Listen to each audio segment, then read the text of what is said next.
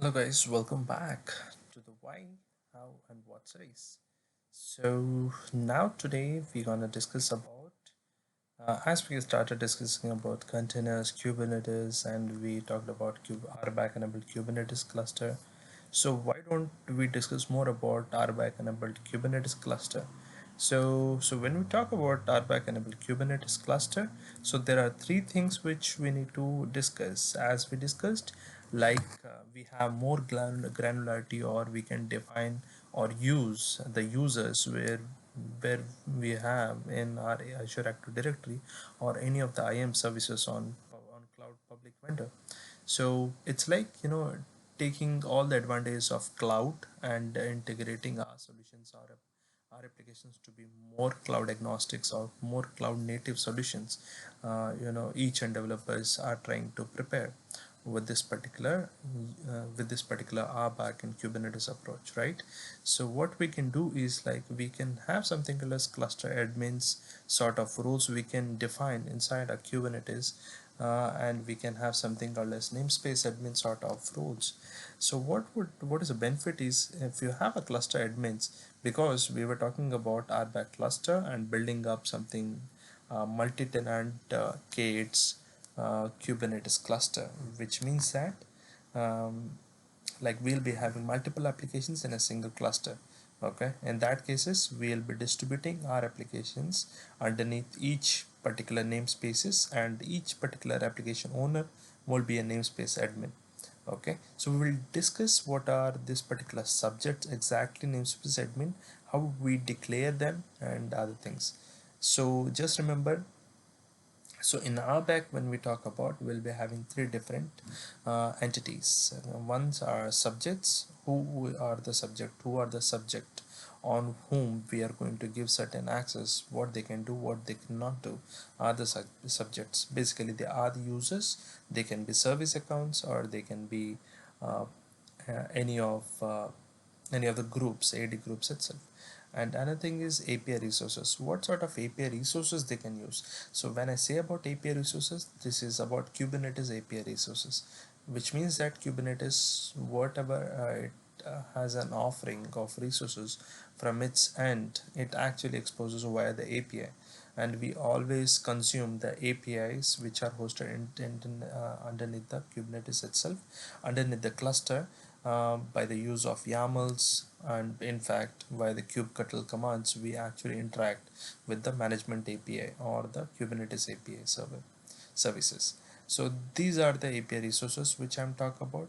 So the API resources are nothing but they can be pods. The smallest entity is service, and then we can have secrets, like key value pairs. We can have deployments, we can have namespaces, logical separation like resource group, and we have jobs, cron job, persistent volume claims. We have nodes, which are nothing but virtual machines.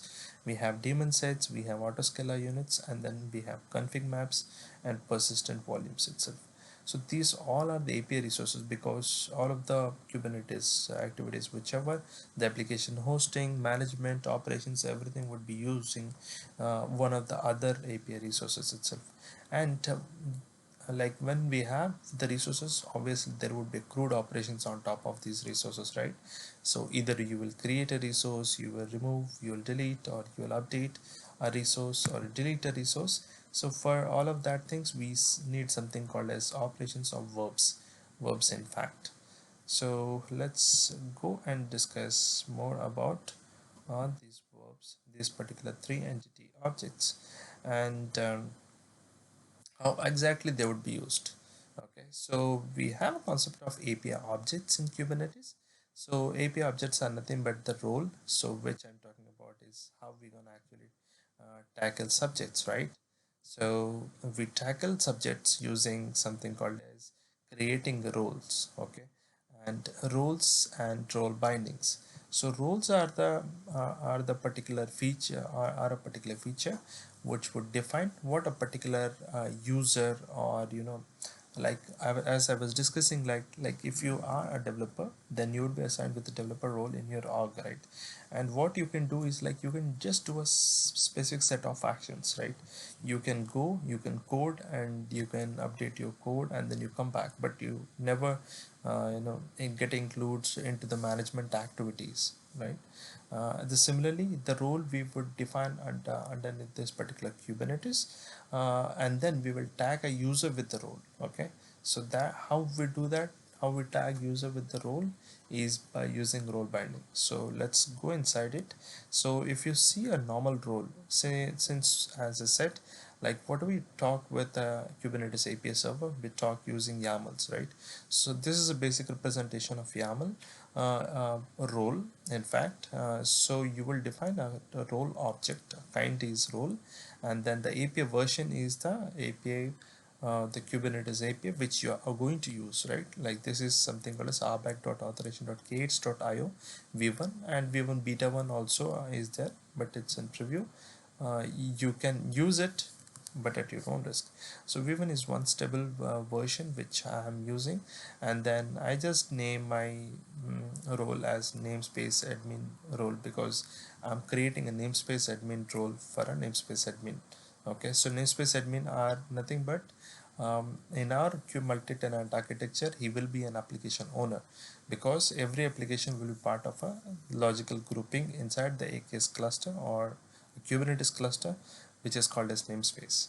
Okay, so namespace admin will have an authority to create more roles, assign roles to users from Azure Active Directory, something like that. Okay, so if you go inside, you have something called as rules. Okay, so rules will have something API groups, and when it is null, this is nothing, it's not empty, then it targets to the core API group. Okay, and so what exactly is APIs are like, these are the various particular API resources which we just talked about, the API resources in here, right?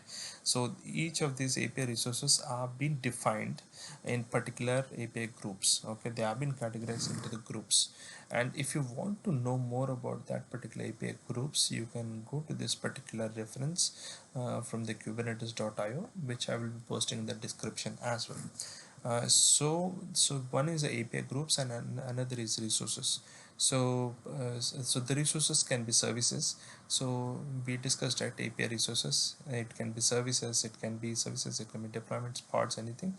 Similarly, like we will be defining this particular role, what particular access he will be having on this particular services or endpoints or pods.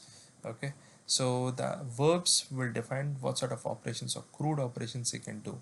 Okay, so this is what an operations on that particular resource, and for every resource you can define specific crude operations, so that you have a more granular access which you was not able to attain earlier. Okay, and this is the one, how do you create a role, and then you create a role binding file. So role binding file is required in cases where you would be having something called as like you want to attach the role which you have created in here. So you can see the name of the role is namespace admin r. So, and we are tagging the role, the namespace role namespace admin r, and which belongs to the API group which we have defined there, and then this is the role. And remember that each role binding can have only one role tag to it. You can't add multiple roles at a time at a single instance in a single role binding. You can define another role binding, and you can just say that no role binding is something else, like a developer role binding or a tester role binding, and you can add that particular user from your Azure Active Directory. Remember that those are the subjects which we have just discussed in here. So the subjects can be any of the user, and you would mention it as a cluster admin or namespace admin, right? So you are defining in here in the role binding.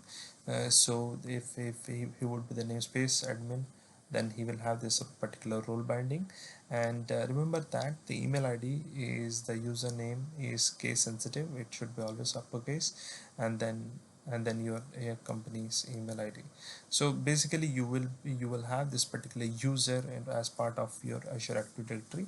That is a prerequisite. And then how to create an AD service principal, everything I have described in the previous video. Hope that would help you.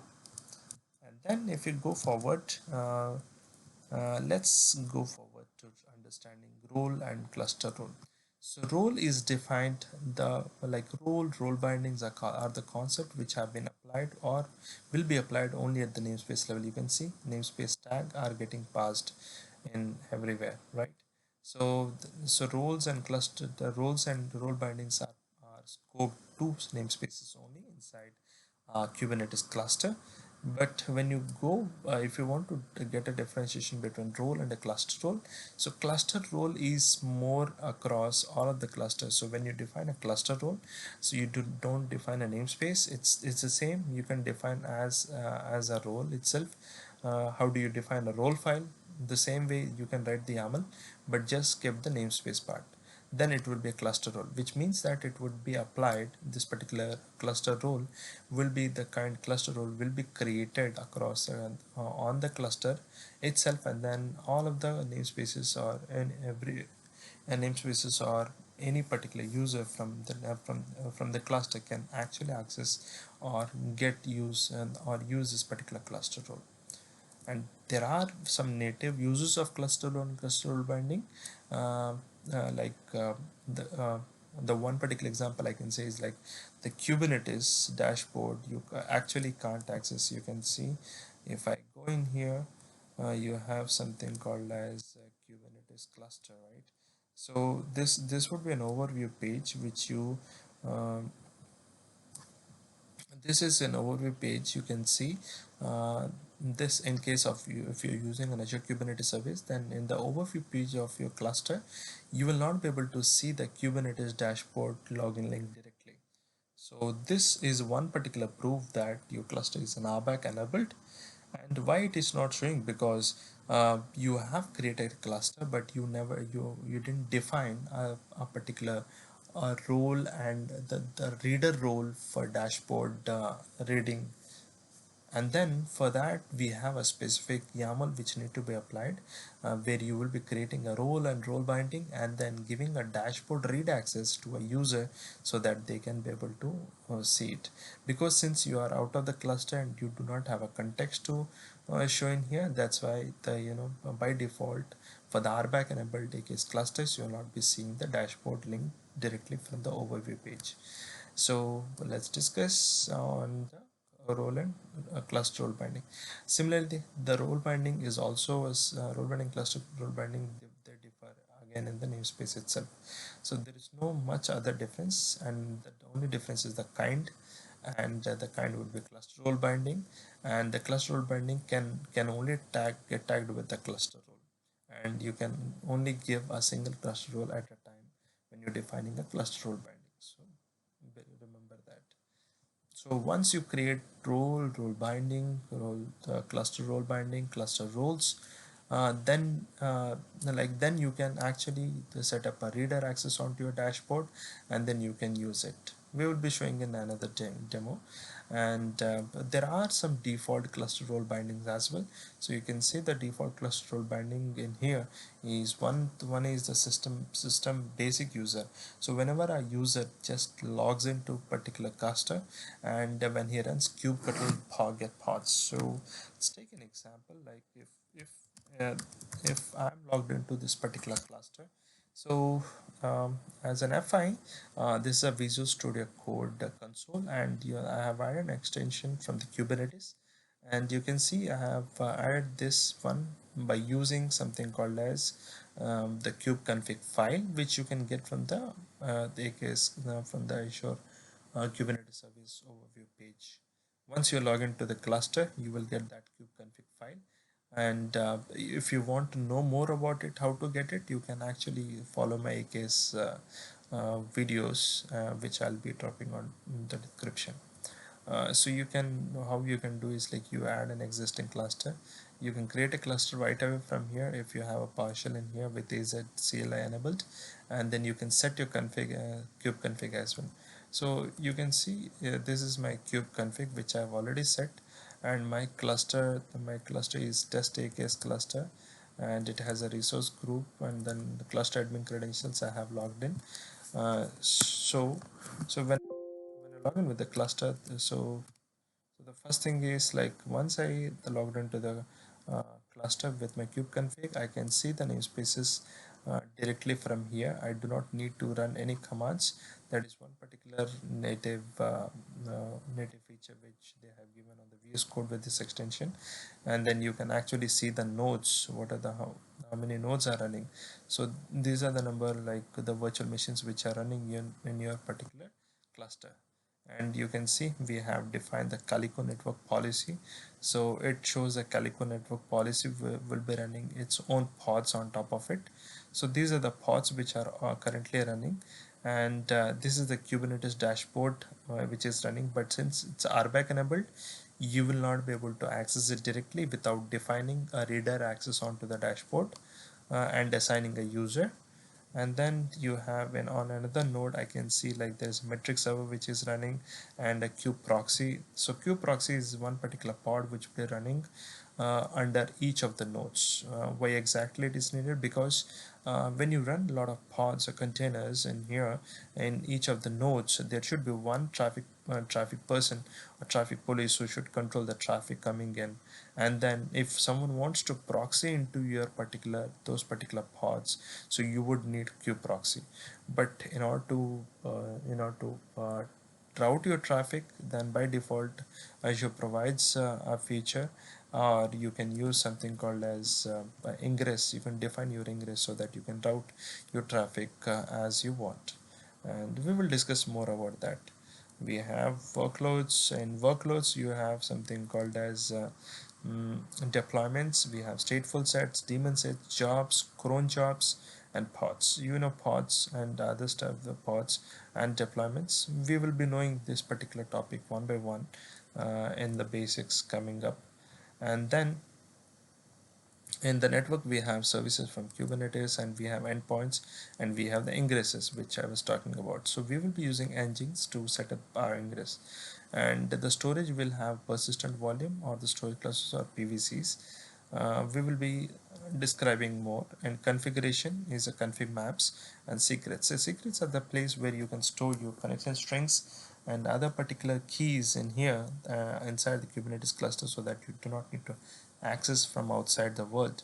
But yes, the AKS or Azure Kubernetes Service has a tight integration with Azure Key Vault. It's like a map, a key value store service from Azure, where you can store your connections or certificates, and then you can use those certificates in your AKS cluster. Okay, so another thing is config maps. Config maps are one particular areas where you define your variables, and most of the Helm charts and other particular offerings or open source tools like Prometheus and Grafana, if you install via Helm, you actually can use config maps to update any of the variables inside underneath them. So take an example, like if you use an open source tool, if you want to define update, like on which particular node, on which particular service or port it need to run, you by default you can actually configure your config maps, and then you can delegate the command from the config map or the value from the config map, and it would get reflected to on any of the Helm charts. Because the Helm charts, the code is the binaries would be pushed directly from the Helm charts to your cluster, so you wouldn't have a direct access. But there are some hack ways, but uh, we do not want to disturb a consistent system, so we use config maps for it. And these are custom resources, so worked on it. And these are sort of Helm releases or the Helm charts which you will be using, and those will be listed in out here. And and if you go ahead, and then okay, let's go ahead. Since I've created a cluster using my PowerShell script using AZCLI, and then as I've showed in the previous videos, I can just run a kubectl cluster info. Since I'm already logged in as a test, as an admin, cluster admin, you can see the Kubernetes dashboard. I can click here, it has created with the proxy, but the thing is you can't directly access it. uh, yes, you can't directly access this because you do not have a reader permission on it, and then like it won't get an access. And you have a metric server where you can actually get the metrics about the Kubernetes cluster, how it is doing.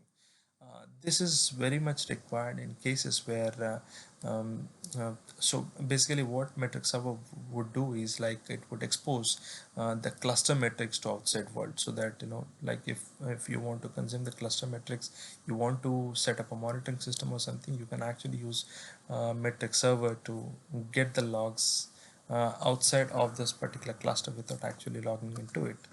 And then you have Kubernetes master, which is running at this particular port. So like as I said, I've logged in with and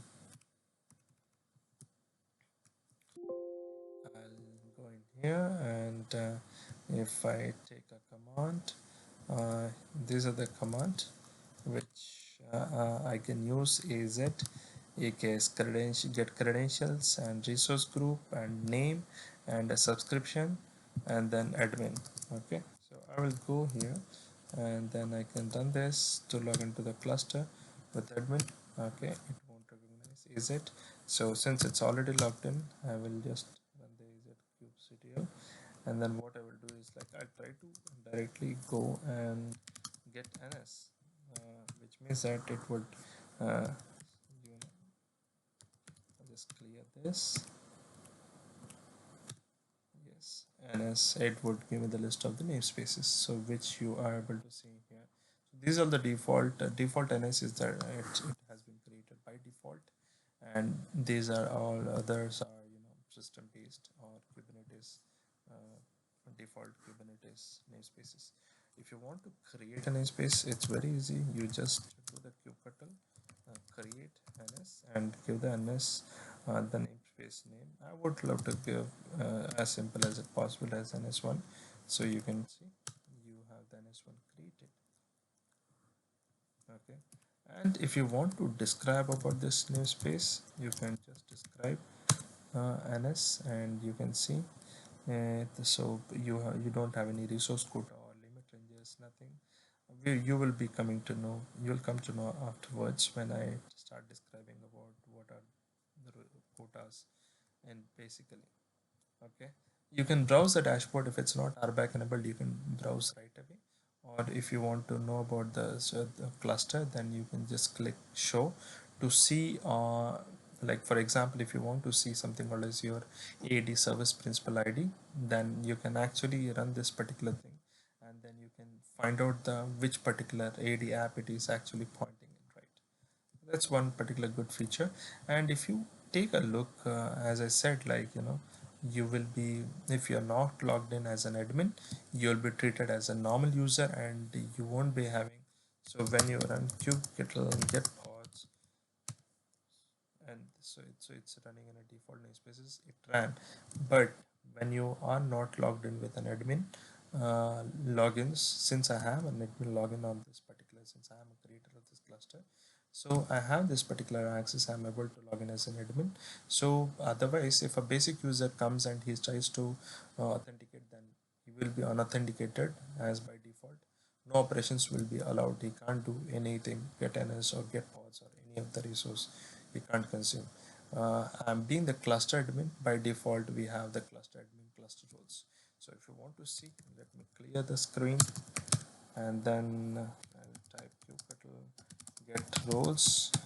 If I want to, since I've talked about roles are specific to namespaces, so it tried to search roles in default namespace and it didn't found one. Okay, so by default roles will not be defined, but what would be defined is cluster roles. Okay, so these are the cluster roles which would be defined in here. Since I have mentioned Calico, so I have the Calico node, and then that's one particular cluster, and we have admin this one as well. But if you want to know, because by this, with this we have something called as container health reader, and then you will be having something called as the metrics server one, which we've discussed. And then if you want to know about any particular, if let's go and check about this Calico node. Okay, if you want to know about so instead of you want to deep dive into this particular cluster rules, you just describe and then you just give, say you do not need to pass any -n or namespace because this is a cluster role. So you can see what permission it has, what permission it do not have. These are the verbs which or the operations what it can do, and these are the resources which it has access, or the API resources which it has access. Since it's empty, which means that all of the API core group it has an access to, and these are the resources list. Nodes what it can access, it can access the all of this, and then endpoint services, everything, the resources have been defined in here. So if you go little, if you want to know about cluster role bindings, then you can just type kubectl get cluster role bindings, and as we said, we have so you can see AKS cluster admin build binding. So this is the default cluster binding which it would create, as we were discussing during on the theoretical discussion. I'll just go and describe this to know about what exact permissions does it have. So you see, it has been assigned to cluster admin role, which we just described earlier. And then these are the annotations where you can see what particular access it has and labels and other thing. Okay, so this is one thing. So you can see the subjects in here and the role in here, and that's how you use another default cluster admins looks like. So the default cluster role bindings, what it does is like it does a more of the stuff like using that particular cluster role bindings. It maintains the kube controller manager, kube scheduler, QProxy. So we saw a lot of you can see if you okay, let go ahead and pods, get pods. It would look out into the default namespace. What I will do is like I will check pods in the kube system. So basically kube system is specific to Kubernetes, you can see. So you will be having all the QProxy and other particular Kubernetes dashboard, everything in here. And for most of these particular services, you would require a cluster role binding to run them. Like QProxy is one particular example. So that is one thing. And then if you go ahead and if you like yes, so we ran few of the commands, right? So each of the commands need a specific operations or a verb access. So if you run something called as kubectl run mongodb, like if I go and run this particular kubectl run, if I say run, then it need to get and have access of deployments and create access on the deployments. Since I'm part of admin, so I'm able to create a spin a MongoDB directly from here. Okay, but with RBAC it would be abstracted, and you need to specifically give a create access in your particular role. Okay, so in here you have a services, right? You should have the create option to get create those particular services. Okay, so that is one thing. Like this is basically for the deployment. You can define a deployment and then it would create. So and then it's similar, and you can run something called as kubectl get deployments minus watch dash watch. So the watch is like, you know, it will create a deployment and it will keep a watch, like as one deployment in here, right? So if until unless the deployment comes up, it will keep a watch and it will print regularly the status of the deployment. And kubectl delete deployment my MongoDB is just a deletion, and which would require get and delete permission on the deployments. So these operations are nothing but the verbs which we define which we define in here. Okay, the verbs which we define in here, and the resources on top of which we define in here. Okay, those are the thing. It's for just for clarity, and I'll be posting up this particular references for your use. So basically, if you take a pricing comparison, what are the rough estimates or rough pricing on Azure a Kubernetes cluster would cost you is like for cluster management, since management node is managed by Azure, you won't be charged anything. But for us, like there can be three different, when you're building a multi-tenant architectures, you can always choose three different uh, purpose SKUs. Like one is compute optimized, another is memory optimized, another is general purpose SKUs on nodes, either in VM scale sets or virtual machine nodes. And these are the pricing which are being offered from Azure as a pay as you go. So you can see there's not much difference in the prices, but over the period the prices make certain difference. But again, the sort of workload you want to use it in your inside your Kubernetes cluster is also one particular factor of choosing which particular series or SKUs you want to spin at the creation time of your AKS cluster. So with this, I'll wind up